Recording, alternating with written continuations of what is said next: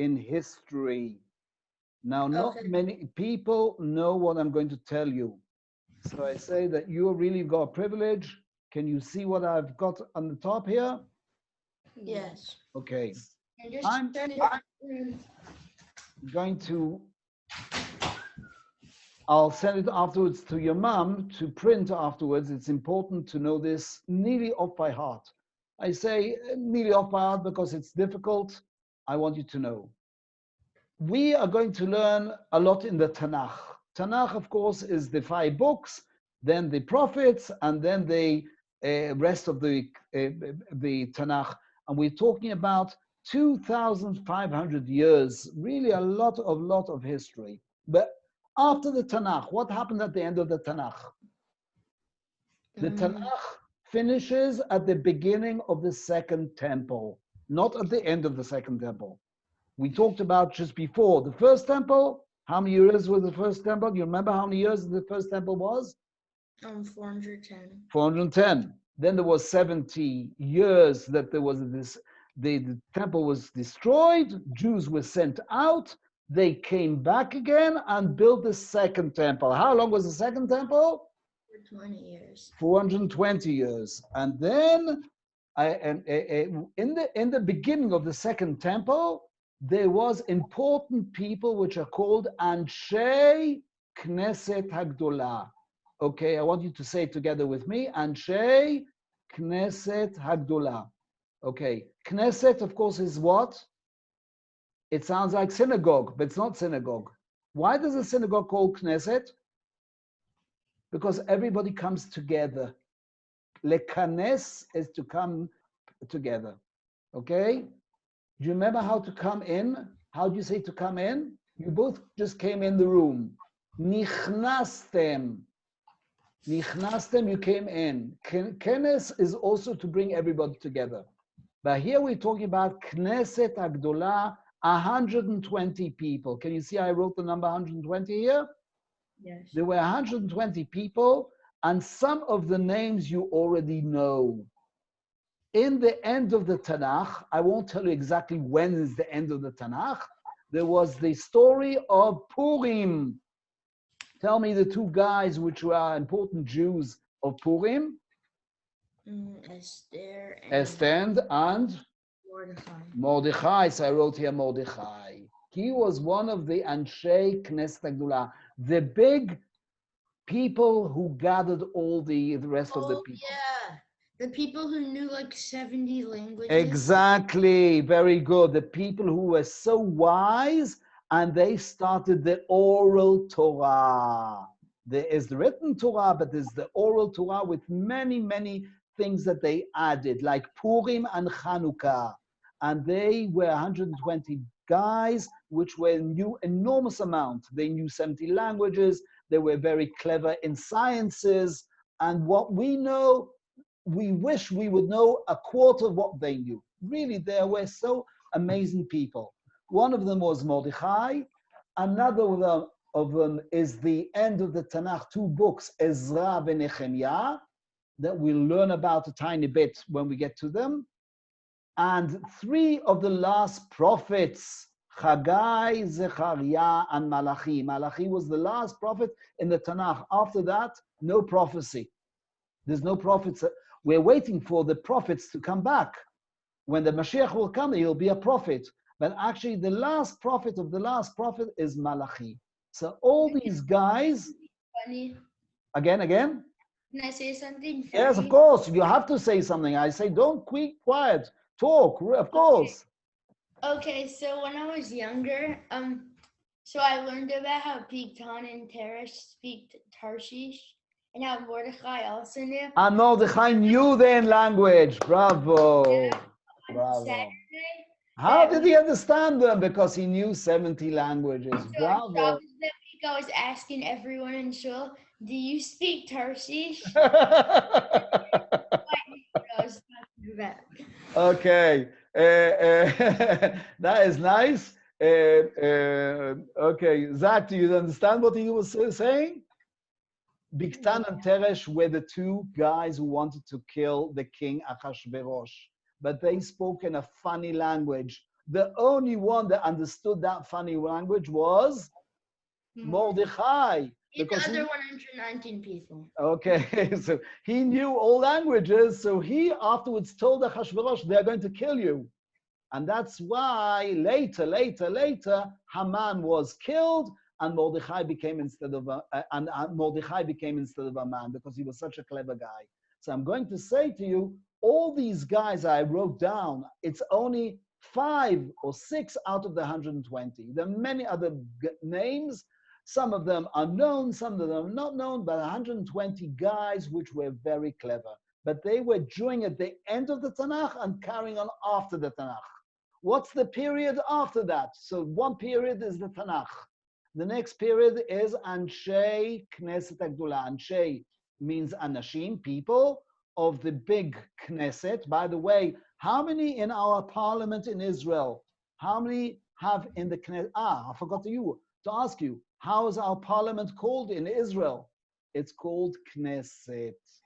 They use the same word, Knesset. They're not as clever. They're really not as clever. But how many are there in the Knesset? Every 4 years they choose. How many do we choose? 120 guys. The same number. Interesting. So if you want to know the parliament, and from the parliament is the government, and there are 120 people. We copied that from the history. Okay, so this is one period. This is a second period. The third period is Zugot. Can you tell me what's the word Zug? Group. Group, no, it means couples. Couples. There were 5 couples. That means 5 sets of couples that one came after the other. Let's say the first one was for 30 years, the next one for another 30 years, and the next one another 30 years. So it's about 150 years, Zugot. The most known ones are Shmaya ve'Avtalion. I'm reminding you a story that Shmaya ve'Avtalion were debating in the shul, in the synagogue, and somebody was trying to listen to them and snow fell on top of him. You know that story? I don't. And suddenly on Shabbat, they see it's dark. So they came out and took from the roof, from the snow, they brought him down, and it was Hillel. And he became the next rabbi, okay? Shmavaya and Avtalion were a couple. The couple after them were Hillel and Sharma. You've never heard of Hillel? Zach, have you ever heard of Hillel? Hillel and Shammai, they were 2 great rabbis together. Hillel said the most interesting thing. If you want to become Jewish, you have to know only one sentence. Which is the sentence? Ve'ahavta lireacha kamocha. Do you understand what I'm saying? Ve'ahavta lireacha kamocha? Who wants to explain to me what's ve'ahavta lireacha kamocha? Love your neighbor like yourself.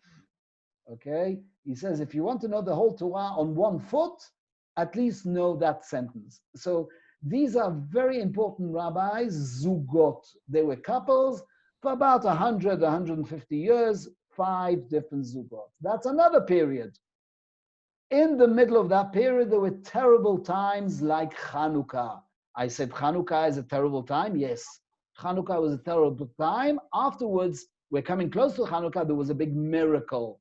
But actually, before the miracle, many Jews were killed. So we have to know that Chanukah came at the end of some terrible time of the Greeks. Okay, what's the next time? So we've got Tanakh, we've got Anshe Knesset Zugot. The rabbis at the time of the Mishnah. And the Mishnah. I wrote here Mishnah, but it's not only the Mishnah. Many other books were written. Who wrote those books? Actually, there were many rabbis which are called Tanaim. Tana means he's speaking, he's talking. Who summarized all that? Rabbi Yehuda Nasi. You know, we've actually been to his grave. You've been to his grave in Modi'in, yes? And you've been there? You've been there in Israel? Okay. Next time you come to Israel, of course, I want to see you, I want to tour you, and we can really join together. We'll have ice cream together, don't worry, but we'll also tour together. Okay, so Tanaim is the Mishnah. But after they wrote the Mishnah, the rabbis didn't understand what Rabbi Udanasi wrote.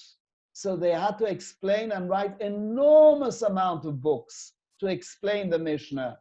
Okay, Zach is learning now Mishnah, but that Mishnah is not understood because it's very short. It's not short at all. It's 6 small books.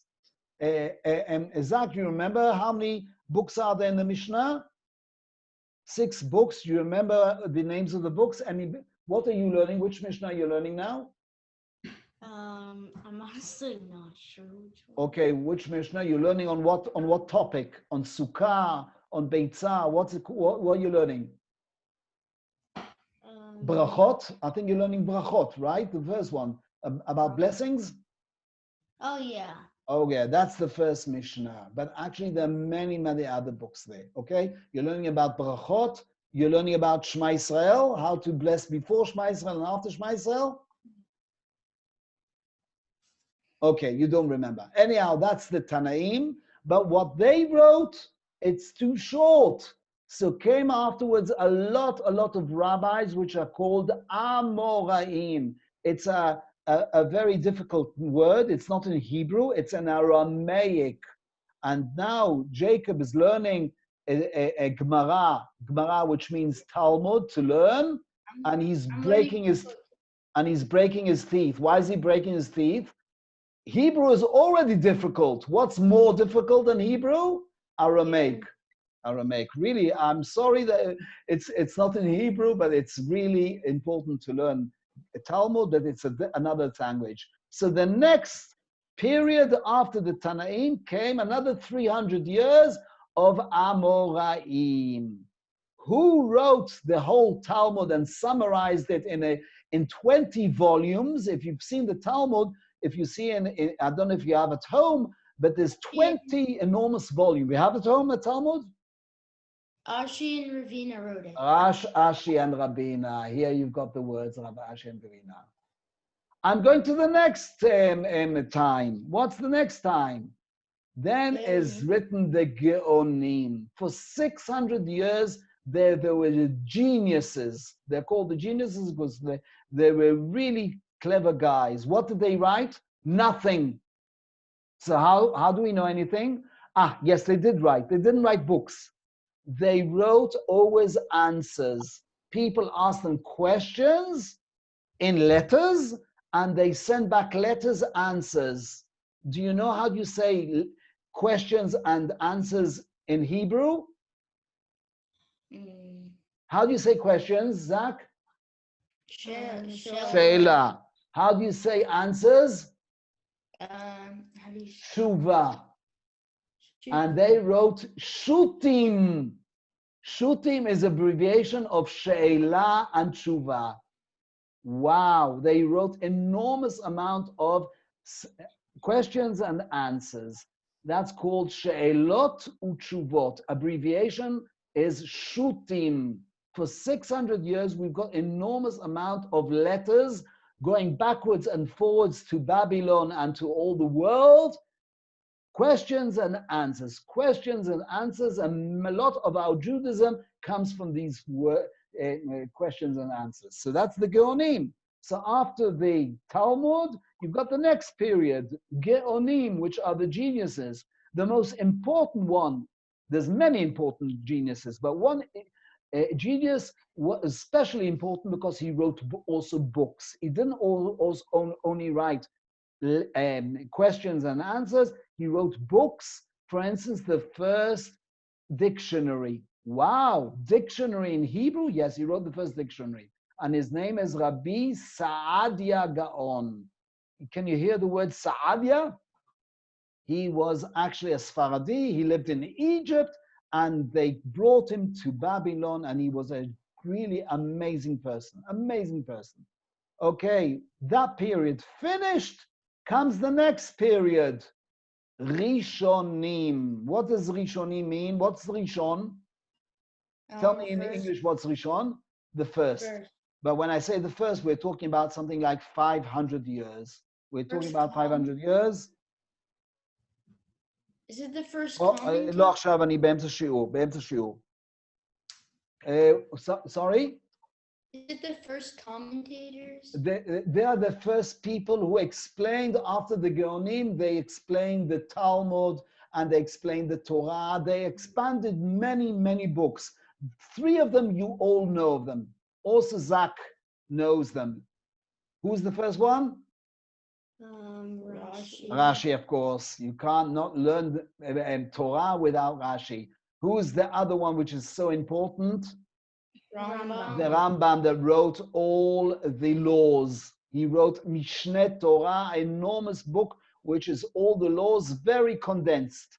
And another very important one is his pupil, not with Mem, with Nun, Ramban. By the way, Rambam, what's the abbreviation? Rabbi Moshe ben, the son of Maimon. Aha. So exactly the same is also the next is pupil. Rabbi Moshe ben Nachman. Okay? So Maimon and Nachman. But there are many other Rishonim. We're talking about nearly 500 years. And then suddenly comes the most important book perhaps in Judaism. And that's what I want to, that's why I wrote it in green, and I want you to remember, the Shulchan Aruch. We, all our laws of Judaism and what we fast and not fast, what we eat and not eat, what we put on tefillin and what we're allowed to eat and what we're allowed to do, everything is written in the book of Shulchan Aruch. Do you remember a few minutes ago, before you went to recess, you remember that 2 things you lay the table and you lay the wall. So here is to lay the table. He called this book to lay the table because he put everything very easy to read. Shulchan Aruch is all the laws. What's the name of this rabbi? Rabbi Yosef Karo. Rabbi Yosef Karo, and he lived in Tzfat. Tzfat in Israel is in the north, in Tzfat, in the Galilee, not far from the Kinneret, We also went to his grave. You went to his grave, which is an important, very important guy. He was also Kabbalic. He learned also very deep the Torah, but he wrote this amazing book, which is the perhaps most important book in the whole Judaism, Shulchan Aruch, after the Torah, of course. The Torah is very important. Shulchan Aruch, Rabbi Yosef Karo. I wrote even the year that he was about writing it, 500 years ago. We're now 2020. He was 500 years ago, 1,000. He was at the year 1,500. It's easy to remember. Why did I put him in the middle? Because before him, they're the first ones, and after him is the last ones. What differentiates the difference between these ones and these ones? Shulchan Aruch. They can't change anything from the Shulchan Aruch. Achronim, we have enormous amount of rabbis. One of the rabbis that I want you to know, I didn't write it down, I should have written it down, Hagra. Have you heard the Gra? Agra, Rabbi Eliyahu Mevilna. Okay, Agra is Rabbi Eliyahu Mevilna. He was a genius and he knew the whole Torah off by heart. He knew the whole Tanakh off by heart.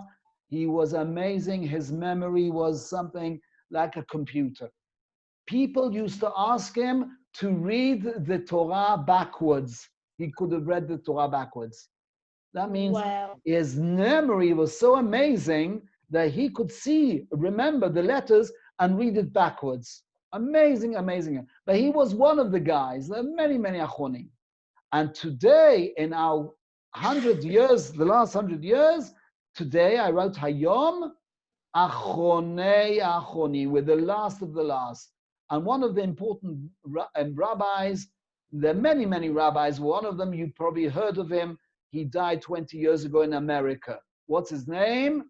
Rabbi Moshe Feinstein. Have you heard of him? No. Okay, he lived in Borough Park. He was a very important rabbi 20 years ago, not so long ago. And another very important rabbi, Harav Ovadia in Israel. was one of the great rabbis that also died only 10 years ago. Only 10 years ago. But he wrote enormous amount of books and explained many, many new things. Why do you need so many books? Because 500 years ago, they didn't have electricity. And today we've got many questions with electricity. Today we've got so many things that are modern that you have to answer more and more and more questions. For instance, are you allowed to donate one of your lungs to somebody? You know how many lungs do we have in our body? 2. We've got 2 lungs. So are we allowed to donate a lung to somebody else? So it's a very important question. So people do donate. Are you allowed to? You're not allowed to. So these are new questions that they didn't have 100 years ago, not even 50 years ago, because today the medicine is so advanced that today we can even give part of our body to another person and we can still live. So these are all important questions. Rabbis have to answer that. So all this is amazing, amazing thing. Let me just go quickly and then we can finish. The first period is the Tanakh. Tanakh is a long, long period from the beginning of the world for another 2,500 years, a long time.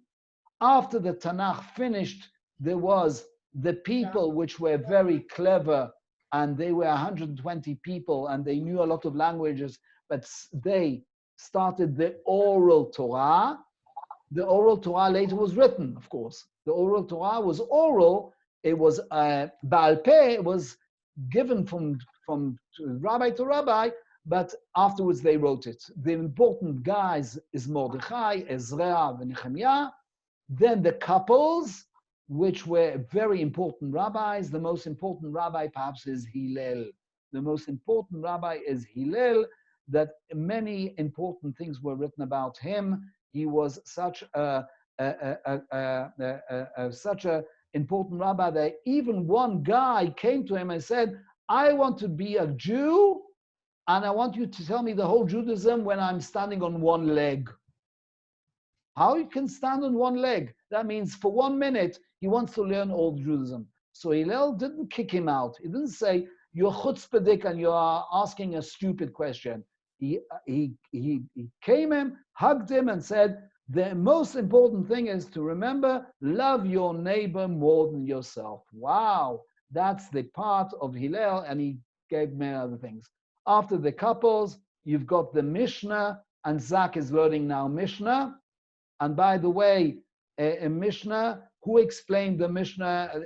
It's not only the Mishnah, they wrote many other books. Who wrote the Mishnah? Can't hear you? Rabbi Yudanasi. He was at the year 200. After the destruction of the temple, he saw that everything is going to be lost. So instead of being it oral, he wrote it down. He wrote it down. Rabbi Yudanasi. He was really a very rich guy, but a very clever guy. Afterwards came all kinds of rabbis, didn't understand the Mishnah. So comes a next period, the Talmud. Rav Ashi Berabino wrote the Talmud. Then came for 600 years rabbis that hardly wrote any book. But what did they write? Questions and answers. How do you say that in Hebrew, questions and answers? Stop pushing yourselves to each other. I'm finishing in another 2 minutes. What are questions and answers? How do you say that in Hebrew? She'elot v'tshuvot. And how you say the abbreviation of she'elot and tshuvot? Shutim, shut. Shut, the shin is she'ela, and the vav is and.